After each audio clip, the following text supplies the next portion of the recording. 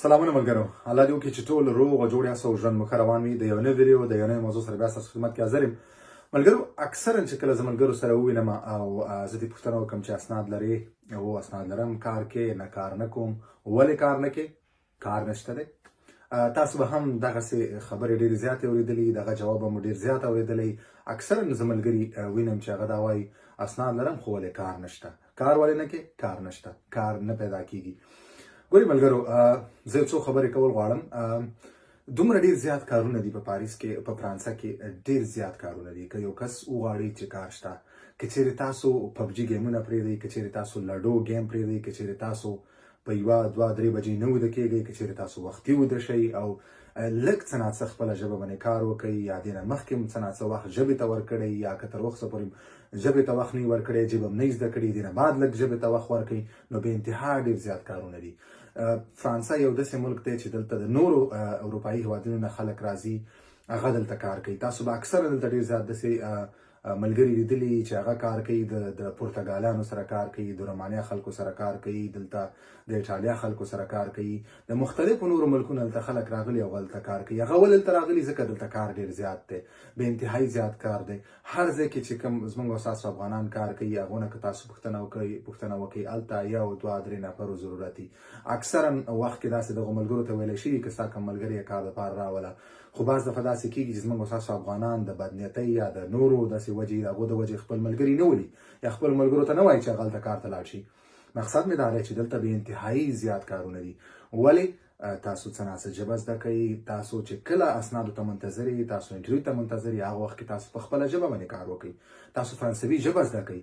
که تاسو څومره اسناد ولرئ او څومره تاسو مطلب مخکې ډېر ښه کار کړی یا ډېر ښه استادان یې، کاریګر یې، خو لکه ستاسو ژبه نه زده، نو تاسو یو ښه ځای ته کار دپاره نشئ تللی، یو راحته ځای ته کار دپاره نشئ تللی، تاسو کار په اسانۍ سره نشئ پیدا کولی. نو دې دپاره تاسو ټول نه اول ژبه زده کوئ. دې نه علاوه داسې اکثرا داسې ملګري زه پېژنم چې هغو څه ناڅه ژبه هم زده، په کور باندې ناست دي. اکثرا به تاسو دلته د ملګرو کورونو ته تللي، په هر کور کې 7 8 کسان وي.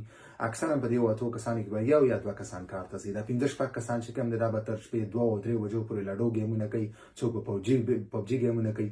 دوی چې طبیعي خبره ده، یو کس په 3 4 بجې ویده شي، نو سبا به دی بېله 12 1 بجه راجګ شي. 12 1 چې راجګ شي، یو 2 ساعته په ناشته باندې تېر کړي، نو بیا به د رسمي وخت به ختم وي. نه بیا دی کار کتلو دپاره تللی شي، نه کومې ادارې ته تللی شي. دې کې رندیوګانې هم نیسي، اسناد یې هم ګډوډي، ټول سیسټم، ټوله دوسیه یې ګډوډي. څوک په لمپلوا کې نه رجسټر، څوک په کف کې نه رجسټر، چاته سوسیال رندیوله لیکلي، هغې ته نه ورغلی. اکثرا ډېر داسې ما ملګري لیدلي، زه اکثرا ملګري وینم چې ما نه وایي د اوپرا، حتی د اوپرا انټرویو ته مې شوي، ما نه اوپرا انټرویو مې شوې ده، دا به څنګه کېږي؟ ولې درنه مې شوه؟ ولا ملګرو خواته تللی ومه او هلته بس همداسې ویده شوی ومه، ناوخته راجګ شم، شپې ملګري ناوخته ناست دي، پلانکې پستانکې. دا به تاسو ډېر داسې اورېدلي. اکثرا ملګري دي، اکثرا کورونو کې په دې جنګ کېږي چې تاسو 2 3 بجو پورې پبجي ګیمونه کوئ، یا لډو ګیمونه کوئ، یا پلانکې یا پستانکې. دلته بیا چې کوم یو کس یا 2 کسان کار ته ځي، هغه هم ډسټرب وي، هغه هم په عذاب وي، سبا هغوی هم خوب نه وي پوره، هغه هم سبا په کار کې ګډوډي او دوی خپله هم کار نشي پیدا کولی.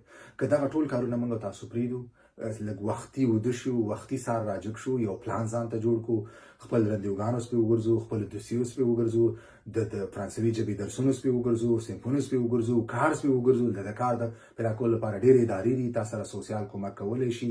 دلته ډېر ځای دي، په لمپلوا دغه د کار لپاره اداره ده، هلته ته ځان ثبت کړې، هلته ته ورشه، خپله سی وي ورکړه، هلته ځان ټول خپل معلومات ورکړه، تا په څه شي کې کار کړی دی، هلته تا ته هغو فارماسون پیدا کوي.